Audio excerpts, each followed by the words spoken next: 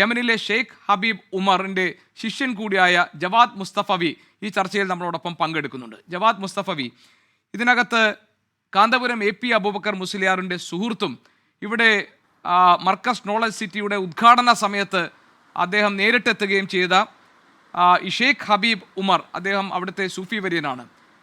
ഒരു ഉത്തര യമനിലെ ഗോത്രമേഖലയിൽ പെട്ടിരിക്കുന്നു എന്നതുകൊണ്ട് തന്നെ അവിടെ സൂഫി വര്യൻ എന്ന നിലയിൽ അദ്ദേഹത്തിൻ്റെ ഇടപെടലുകൾക്ക് വലിയ പ്രാധാന്യമുണ്ട്.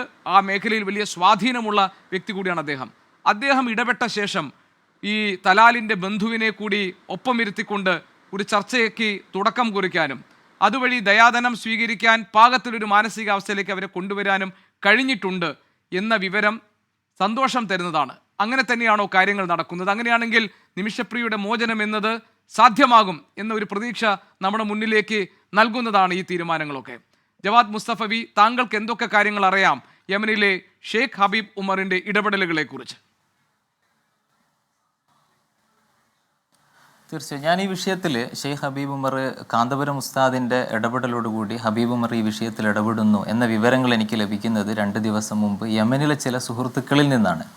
അപ്പോൾ ഞാൻ ഈ കേസിൽ ഇടപെട്ട ഒരാൾ എന്ന നിലക്ക് നേരത്തെ ഇവിടെ സംസാരിച്ച സാമുവലുമായി സംസാരിച്ചപ്പോൾ അദ്ദേഹവും എന്നോട് പറഞ്ഞത് ഇതുവരെ ഒന്നുമായിട്ടില്ല, we need intervention in north യമനിൽ ഞങ്ങൾ ആരുടെയെങ്കിലും ഇടപെടലുകൾ സഹായങ്ങൾ ആവശ്യമുണ്ട് എന്നാണ് മിനഞ്ഞാന്ന് അദ്ദേഹം എനിക്ക് അയച്ച മെസ്സേജ്. ഞാനിപ്പോൾ അദ്ദേഹത്തിൻ്റെ വാട്സപ്പ് ചാറ്റുകൾ നോക്കുകയായിരുന്നു. അപ്പോൾ അദ്ദേഹത്തിന് ബന്ധുക്കളുമായിട്ട് ബന്ധപ്പെടാൻ സാധിച്ചിട്ടുണ്ടോ എന്ന് ചോദിച്ചപ്പോൾ ഇതുവരെ ബന്ധുക്കളുമായി സംസാരിക്കാൻ കഴിഞ്ഞിട്ടില്ല. അവരെ കോണ്ടാക്റ്റ് ഉണ്ടോ, ഞങ്ങൾ ഹെൽപ്പ് ചെയ്യാമെന്ന് പറഞ്ഞപ്പോൾ അവരെ കോണ്ടാക്റ്റും എനിക്കിതുവരെ കിട്ടിയിട്ടില്ല എന്ന് അദ്ദേഹം എനിക്ക് റിപ്ലൈ തന്നിരുന്നു. അപ്പോൾ അതിന് ശേഷമാണ് കാന്തപുരം AP അബൂബക്കർ മുസ്ലിയാരുടെ ഓഫീസിൽ നിന്ന് ശക്തമായ ഇടപെടലുണ്ടാകുന്നു. അവരുടെ കൂടുതൽ ഡീറ്റെയിൽസ് ലഭ്യമാകാത്ത പക്ഷം അവരവിടുത്തെ ഭരണകൂടവുമായി ബന്ധപ്പെടുന്നു. ലഭ്യമായ ചാണ്ടി ഉമ്മൻ കാന്തപുരം ഉസ്താദിന് നൽകിയ പാസ്പോർട്ടിൻ്റെ പകർപ്പ് വെച്ച് അവരവിടുന്ന് കേസ് ഹിസ്റ്ററി എടുക്കുന്നു. ഇത് ഞാൻ യമനിൽ നിന്ന് ലഭിച്ച ചില വിവരങ്ങളാണ് പറയുന്നത്. കാന്തപുരത്തിൽ നിന്ന് വെരിഫൈ ചെയ്യുന്നു ഇത് തന്നെയാണോ കേസ് എന്ന്. അതിനുശേഷം അന്ന് രാത്രി തന്നെ ഷെയ്ഖ് ഹബീബ് ഉമറിൻ്റെ ഒരു പ്രതിനിധി സംഘം, അതും വളരെ പ്രധാനപ്പെട്ട അദ്ദേഹത്തിൻ്റെ സഹോദര പുത്രനും അദ്ദേഹത്തിൻ്റെ ദാറുൽ മുസ്തഫ ഇൻസ്റ്റിറ്റ്യൂട്ടിൻ്റെ ജോയിൻറ്റ് റെക്ടറുമായിട്ടുള്ള സയ്യിദ് അബ്ദുറഹ്മാൻ ഹബീബ് അലി അൽ മഷ്ഹൂർ എന്ന് പറയുന്ന പ്രധാനപ്പെട്ട ഒരു ലീഡറാണ് സൗത്ത് യമനിലെ. അദ്ദേഹത്തിൻ്റെ നേതൃത്വത്തിലുള്ള ഒരു പ്രതിനിധി സംഘത്തെ തലാലിൻ്റെ നാടായ ധമാറിലേക്ക് അയക്കുകയാണ്. നമ്മളിവിടെ മനസ്സിലാക്കേണ്ട പ്രധാനപ്പെട്ട ഒരു കാര്യം, ഞാൻ വർഷങ്ങൾ യമനിൽ ജീവിച്ച, അവിടെ പഠിച്ച, അവിടുത്തെ സമൂഹങ്ങളുമായി സൗഹൃദമുള്ള, ഇപ്പം എൻ്റെ ക്ലാസ്സിൽ ഒരുപാട് കുട്ടികൾ ആ നാട്ടുകാരാണ്, അവിടുത്തെ ജനങ്ങളുടെ ജീവിതവും സംസ്കാരവും രീതിയും അറിയുന്ന ഒരാളാണ്. നിലവിൽ അവിടെ വ്യവസ്ഥാപിതമായ ഭരണകൂടമോ രാഷ്ട്രീയ സിസ്റ്റമോ ഇല്ലാത്ത ഒരു നാടാണ് യമൻ എന്ന് പറയുന്നത്. അതൻ കേന്ദ്രീകരിച്ച് ഒരു ഔദ്യോഗിക ഗവൺമെൻറ് പ്രവർത്തിക്കുന്നുണ്ട്. പഴയ ക്യാപിറ്റൽ സിറ്റിയായ സെന കേന്ദ്രീകരിച്ച് ഉത്തര യമനിൽ ഹൂത്തികളുടെ അധിനിവേശ പ്രദേശവുമാണ്. പ്രോപ്പറായിട്ടുള്ള സർക്കാർ സംവിധാനങ്ങളോ ഡിപ്ലോമാറ്റിക് സ്ഥാപനങ്ങളോ വിദേശ രാജ്യങ്ങളുടെ എംബസികളോ ഇങ്ങനെ പ്രോപ്പറായിട്ടുള്ള ഒരു വിദേശ ബന്ധങ്ങളോ മറ്റോ അല്ല അവിടെ ഉള്ളത്.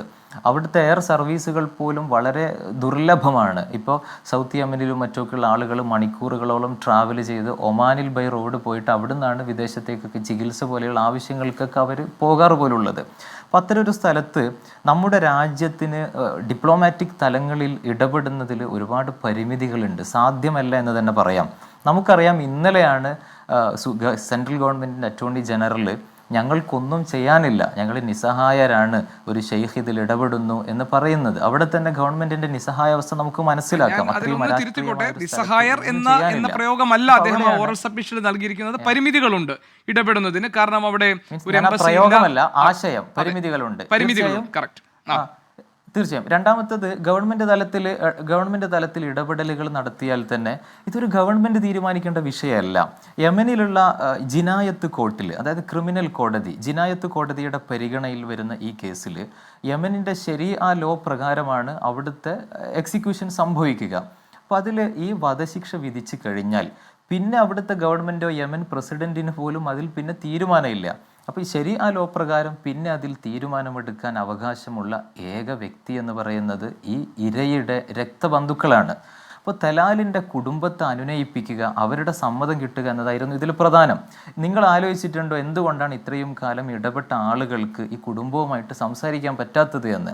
ഇപ്പോൾ ഒരുപാട് ഫേസ്ബുക്ക് പോസ്റ്റുകൾ ഇപ്പോൾ യമനിലുള്ള ഈ ദമാറിലും നോർത്ത് യമൻ പ്രവിശ്യയിലുമുള്ള യുവാക്കളുടെ വലിയ ക്യാമ്പയിനുകൾ നടന്നിരുന്നു. ഞങ്ങളുടെ സഹോദരന് നീതി കിട്ടി, രക്തത്തിന് ഞങ്ങൾ പകരം ചോദിക്കും എന്നൊക്കെ പറഞ്ഞ് വലിയ ക്യാമ്പയിനുകൾ കഴിഞ്ഞ ദിവസങ്ങളിൽ നടക്കുന്നുണ്ട്. ഇപ്പോഴും അത് നടക്കുന്നുണ്ട് ശ്രീ മുസ്തഫ വി. ഇപ്പോഴും ഇതേ താങ്കൾ ഈ പറഞ്ഞ ക്യാമ്പയിൻ നടക്കുന്നുണ്ട്. മാത്രമല്ല ഈ രക്തത്തിന് പകരം പണം കൊടുത്ത് വാങ്ങുന്ന സംവിധാനത്തെ അവർ എതിർക്കുന്നുണ്ട്. ഇതൊരു നിയമ സംവിധാനത്തിന് നാണക്കേടായിരിക്കും എന്നൊക്കെയുള്ള വലിയ സമൂഹ മാധ്യമങ്ങളിലൂടെ വലിയ ക്യാമ്പയിൻ ഇതിന്റെ ഭാഗമായി ഇപ്പോഴും നടക്കുന്നുണ്ട്. പറഞ്ഞോളൂ. തീർച്ചയായും. അപ്പോൾ ഈ ഒരു വൈകാരികമായ അത്രയും വലിയ വിക്ഷോഭങ്ങൾ നടക്കുന്ന ഒരു സ്ഥലത്തേക്ക് നമുക്ക് ഇടപെടുക എന്നുള്ളത്, പ്രത്യേകിച്ച് പ്രോപ്പറായിട്ടുള്ള ഒരു സ്റ്റേറ്റിൻ്റെ സിസ്റ്റം ഇല്ലാത്ത, നമ്മൾ സെക്യൂർ അല്ലാത്തൊരു സ്ഥലത്ത് പോയി ഡിസ്കഷൻ നടത്തുക എന്നുള്ളത് ഒരിക്കലും സേഫ് അല്ല, അത് പോസിബിൾ അല്ല. അവിടെയാണ് യമനിൽ ഏറ്റവും സ്വാധീനമുള്ള ഈ സൂഫി ലീഡറായിട്ടുള്ള ഹബീബ് ഉമർ കാന്തപുരത്തിൻ്റെ നിർദ്ദേശം കൊണ്ട് ഇടപെടുന്ന ഒരു സാഹചര്യം ഉണ്ടാകുന്നത്. ഹബീബ് ഉമർ എന്ന് പറയുമ്പോൾ ഇപ്പോൾ അദ്ദേഹം യമനിൽ മാത്രം ലോകത്ത് ഏറ്റവും സ്വാധീനമുള്ള, ഇപ്പം ജോർജ് ടൗൺ യൂണിവേഴ്സിറ്റിയും ജോർദാനിലെ റോയൽ സ്ട്രാറ്റജിക് സ്റ്റഡീസ് സെൻറ്ററും പ്രസിദ്ധീകരിക്കുന്ന ലോകത്ത് ഏറ്റവും സ്വാധീനമുള്ള മുസ്ലിങ്ങളുടെ ഒരു റാങ്കിങ് ലിസ്റ്റ് ഉണ്ട്. അതിൽ 1-ാം സ്ഥാനത്ത് വരുന്ന ഒരാളാണ് ഹബീബ് ഉമർ. ഇപ്പോൾ യമനിൽ ഈ കുടുംബം പോലും, ഇപ്പോൾ നോർത്ത് യമൻ ഹൂത്തികളുടെ അധിനിവേശ പ്രദേശമാണെങ്കിലും അവിടെയുള്ള ബഹുഭൂരിപക്ഷം ജനങ്ങൾ സൂഫി സുന്നി വിശ്വാസികളാണ്. ഈ തലാലിൻ്റെ കുടുംബം പോലും സൂഫി ധാരയിൽ വരുന്ന ഫാമിലിയാണ്. അപ്പോൾ ഹബീബ് ഉമറിൻ്റെ ഇടപെടലുകൾ അതിൽ വലിയ ഒരു പ്രതീക്ഷാവഹമായ ഒരു സംഭവമായി മാറുന്നു. അലി മഷ്ഹൂർ അവിടെ എത്തി ചർച്ചകൾ കോർഡിനേറ്റ് ചെയ്യുന്നു. അപ്പോൾ കഴിഞ്ഞ ദിവസങ്ങളിലൊക്കെ പ്രായമുള്ള ആളുകളൊക്കെ ഇതിനെ സമ്മതിക്കുമ്പോഴും കുറച്ച് യുവാക്കൾ, പ്രത്യേകിച്ച് തലാലിൻ്റെ സുഹൃത്തുക്കളും കസിൻസും ഒക്കെ ആയിട്ടുള്ള കുറച്ച് ആളുകൾ അവർ വളരെ പ്രതിഷേധിക്കുന്ന ഒരു സാഹചര്യമുണ്ടായി. അപ്പോഴാണ് ഹബീബ് ഉമർ സൗത്ത് യമനിലെ ഹുദൈദയിലെ ഒരു ചീഫ് ജസ്റ്റിസ് ആയിട്ടുള്ള മുഹമ്മദ് ബിൻ അമീൻ എന്ന് പറയുന്ന ഒരു വ്യക്തി, അദ്ദേഹം ഈ തലാലിൻ്റെ ഉമ്മയുടെ അമ്മാവൻ്റെ മകനാണ്, അവരുടെ ഒരു ബന്ധുവാണ്. മാത്രമല്ല അദ്ദേഹം ഈ നമ്മുടെ നാട്ടിലെ കാന്തപുരം AP അബൂബക്കർ മുസ്ലിയാരെയും ഈ ഷെയ്ഖ് ഹബീബ് ഉമറിനെയും ബന്ധമുള്ള ഹബീബ് ഉമറിൻ്റെ ഒരു അനുയായി കൂടിയാണ്. അപ്പോൾ കാന്തപുരത്തിൻ്റെ ഒരു അഭ്യർത്ഥനയാണ്, ഇടപെടണമെന്ന് പറഞ്ഞുകൊണ്ട് ഇത് നിങ്ങളുടെ കുടുംബവുമായി ബന്ധപ്പെട്ടൊരു വിഷയം കൂടിയാണ് എന്ന് പറഞ്ഞ് ഈ ഹുദൈദയിലെ ജഡ്ജിയായ മുഹമ്മദ് അമീമിനെ ഹബീബ് ഉമർ വിളിക്കുകയും അദ്ദേഹം ഇന്നലെ രാത്രി തന്നെ ഈ ദമാറിലെത്തുകയും കുടുംബ വിഷയമായതുകൊണ്ട് അദ്ദേഹത്തിൻ്റെ വരവോടുകൂടി ഒരു ഏകാഭിപ്രായം ഉണ്ടാക്കാനുള്ള സാഹചര്യമുണ്ടായി. അവിടുത്തെ സാധാരണ നടപടിക്രമങ്ങൾ പോലും ലംഘിച്ചുകൊണ്ട് ഇന്നലെ രാത്രി ഹബീബ് ഉമർ എന്ന് പറഞ്ഞത് നമ്മൾ മനസ്സിലാക്കേണ്ടത് അത്രയും സ്വാധീനമുള്ളൊരു നേതാവാണ്. അങ്ങനെയാണ് ഇന്നലെ രാത്രി പോലും ധമാറിൽ അടിയന്തരമായ യോഗം, സെനയിലെ ജിനായത്ത് കോർട്ടിലെ ജഡ്ജി പോലും സന്നിഹിതനായ ഒരു യോഗം നടക്കുകയും ഇന്നലെ രാത്രി തന്നെ ഇത് ഡോക്യുമെൻ്റ് ചെയ്യുകയും ചെയ്യുന്നത്. അപ്പോൾ അവിടെയുള്ള ആളുകളെ കുറച്ചുകൂടി ആ പ്രക്ഷോഭങ്ങൾ തണുപ്പിക്കാനും അനുനയിപ്പിക്കാനുമുള്ളൊരു യോഗം ഇന്ന് രാവിലെയും അവിടെ നടന്നിരുന്നു. രാവിലെ 10 മണിക്ക്, നാട്ടിലൊരു 11:30 മണിക്ക്. അപ്പോൾ ആ യോഗത്തിൽ അവിടുത്തെ ആളുകളെ കൂടി സമീപിച്ചതിന് ശേഷം ഇത് പുറത്തുവിടാം എന്നവർ തീരുമാനിക്കുകയും ഈ വിഷയങ്ങൾ ഇന്നലെ തന്നെ അറിയിക്കുകയും ചെയ്തിരുന്നു. ഇന്നലെ വിഷയങ്ങൾ അറിഞ്ഞപ്പോൾ ഞാനിവിടെ നിന്ന് ഇന്ത്യൻ ഗ്രാൻഡ് മുഫ്തിയുടെ കാന്തപുരം ഉസ്താദിൻ്റെ ഓഫീസിൽ ബന്ധപ്പെട്ടപ്പോൾ ഇങ്ങനെ തീരുമാനമായിട്ടുണ്ടല്ലോ, നിങ്ങൾ എന്താണ് അറിയിക്കാത്തതെന്ന് ചോദിച്ചപ്പോൾ അവിടെ കുറച്ചുകൂടി പ്രവർത്തനങ്ങളുണ്ട്, അവർ ഡോക്യുമെൻറ്റുകൾ ആ യോഗത്തിന് ശേഷമേ കൈമാറുകയുള്ളൂ, അതിന് ശേഷമേ ഞങ്ങളിത് പുറത്തുവിടാൻ തീരുമാനിച്ചിട്ടുള്ളൂ എന്നായിരുന്നു അവിടുന്ന് എനിക്ക് ലഭിച്ച മറുപടി. ഇതാണ് ഞാൻ ഈ വിഷയത്തിൻ്റെ നാൾവഴികളെ കുറിച്ച് യമനിലെ സുഹൃത്തുക്കളിൽ നിന്നും അറിഞ്ഞൊരു കാര്യം. അല്ല, താങ്കൾ വളരെ കൃത്യമായി, ജവാദ് മുസ്തഫ വി, താങ്കൾ വളരെ കൃത്യമായി ഈ കാര്യങ്ങളൊക്കെ എണ്ണി പറഞ്ഞു.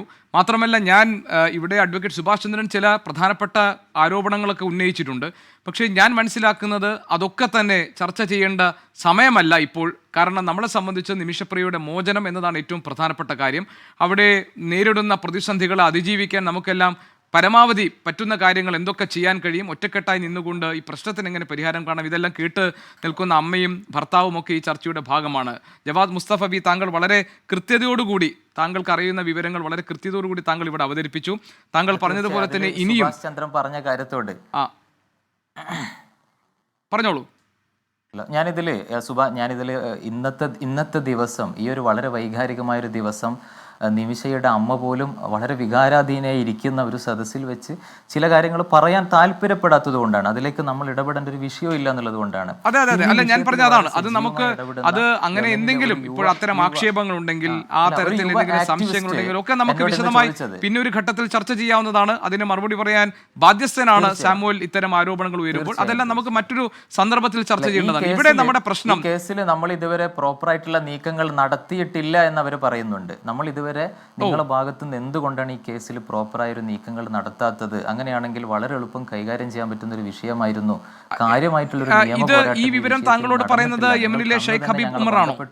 അദ്ദേഹം തരുന്ന വിവരമാണോ ഇത്? അതായത് കാര്യമായ ഒരു ഇടപെടൽ നടത്തിയിരുന്നില്ല ഇതുവരെ?